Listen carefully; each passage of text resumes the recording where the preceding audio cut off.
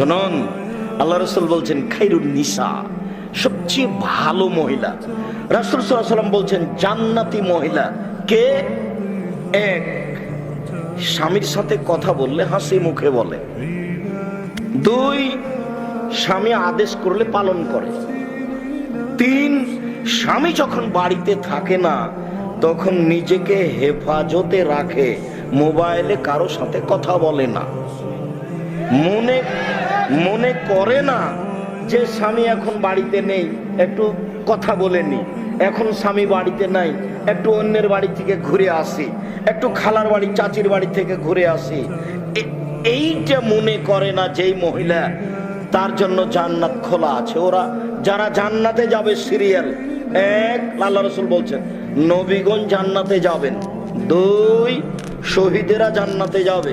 তিন, সত্যবাদীরা জান্নাতে যাবে। চার, ওইসব মহিলা জান্নাতে যাবে যারা স্বামীকে মেনে চলে। সিরিয়াল মোহাম্মদ সাল্লাল্লাহু আলাইহি ওয়াসাল্লাম এইভাবে বললেন। আমি অনুবাদক, আমি এখানে বাড়তি কিছু আপনার জন্য বলিনি। আমি আপনাকে বলছি স্বামীকে মেনেই চলতে হবে, এটাতেই জান্নাত।